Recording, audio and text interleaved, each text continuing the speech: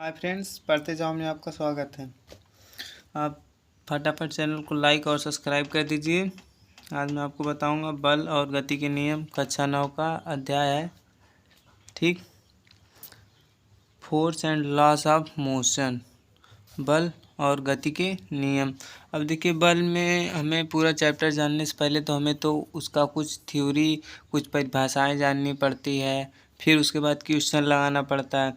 तो सबसे पहले तो बल तथा गति के नियम में हम बताएंगे कि बल क्या होता है। मैं आपको बताऊंगा कि बल क्या होता है। चलिए देखिए, बल क्या होता है। बल, ठीक, बल बल को इंग्लिश में कहते हैं फोर्स। ठीक, बल को इंग्लिश में कहते हैं फोर्स। ठीक, अब हम बल किसे कहते हैं बताता हूँ।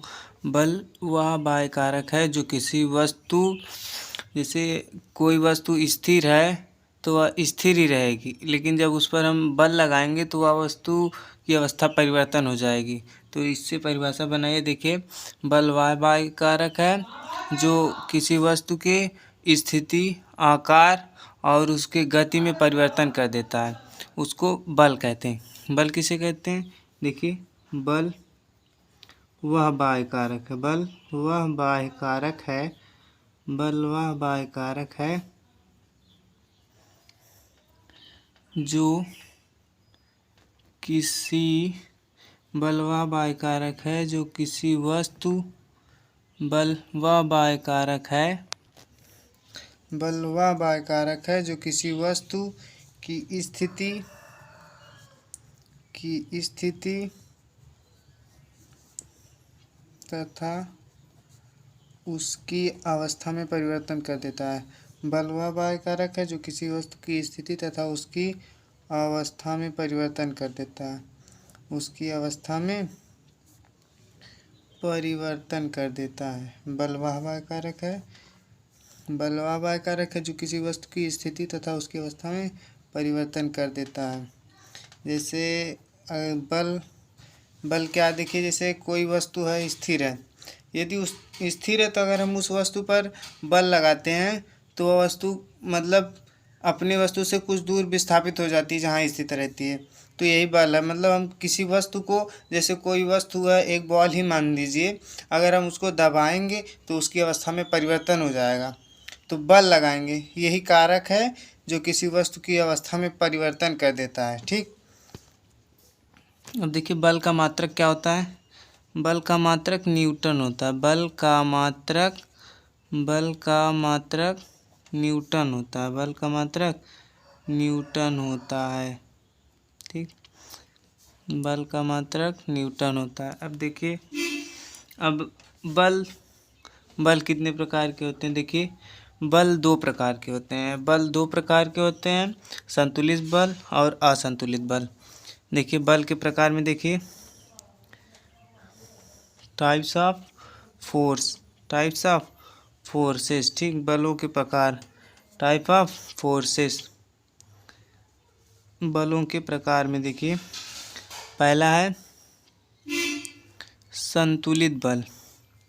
क्या है? पहला है संतुलित बल। ठीक, संतुलित बल। और दूसरा है असंतुलित बल। असंतुलित बल, पहला है संतुलित, दूसरा है असंतुलित बल। अब देखिए, इसकी परिभाषा क्या लिखवानी है, अगर मैं इसको आपको समझा दूंगा तो आप समझ जाएंगे। जैसे मान लीजिए कोई एक रस्सी है। ठीक, ये कोई वस्तु है, रस्सी है। अगर हम इस रस्सी को 3 लोग इधर से और 3 लोग इधर से खींच रहे हैं आपस में, तीनों लोग का जो बल है बराबर बराबर के, जितना बल इधर लगा रहे हैं उतना ही बल इधर लगा रहे हैं, मतलब जितना बल इधर लगा रहे हैं उतना ही बल इधर लगा रहे हैं, तो इसका बल संतुलित है। जो रस्सी है इसका मतलब परिणामी बल जो है शून्य है, परिणामी बल शून्य है। जब ये बल और ये बल बराबर होता है तो इसका परिणामी बल शून्य हो जाता है, जिससे रस्सी कहीं नहीं घिसकती है। और रस्सी जब कहीं नहीं घिसकेगी तो यह संतुलित बल होता है। अब देखिए, असंतुलित बल किस तरह कैसे होता है, इसका एग्जाम्पल देख लीजिए। असंतुलित बल देखिए, जैसे मान लीजिए यहाँ पे कोई 2 आदमी हैं और यहाँ पे 3 आदमी, ठीक। अब देखिए बल तो उधर से ज़्यादा लगेगा अगर मान लीजिए 2 लोग इधर मिल के खींच रहे हैं और ये 3 लोग इधर खींच रहे हैं, ठीक। बल तो उधर से ज़्यादा लगेगा जिधर 3 लोग होंगे, ठीक। बल उधर ज़्यादा लगेगा जिधर 3 लोग होंगे, तो ये जो रस्सी होगी ये 3 लोग के पास जाएगी, ना कि 2 लोग के पास जाएगी, तो यह असंतुलित बल होगा, ठीक।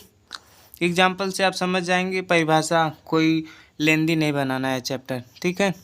अब देखिए जड़त्व किसे कहते हैं, जड़त्व क्या होता है, जड़त्व किसे कहते हैं, जड़त्व, ठीक। इसको इंग्लिश में कहते हैं इनर्शिया, इनर्शिया, इसको इंग्लिश में कहते हैं इनर्शिया, ठीक। जड़त्व जैसे कोई वस्तु है जो अपनी अवस्था परिवर्तन का विरोध करती है उसे जड़त्व कहते हैं। देखिए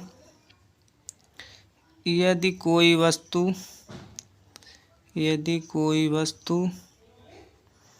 अपनी अवस्था परिवर्तन का विरोध करती है, अपनी अवस्था परिवर्तन का विरोध करती है, यदि कोई वस्तु अपनी अवस्था परिवर्तन का विरोध करती है, यदि कोई वस्तु अपनी अवस्था परिवर्तन का विरोध करती है तो उसे जड़त्व कहते हैं, ठीक।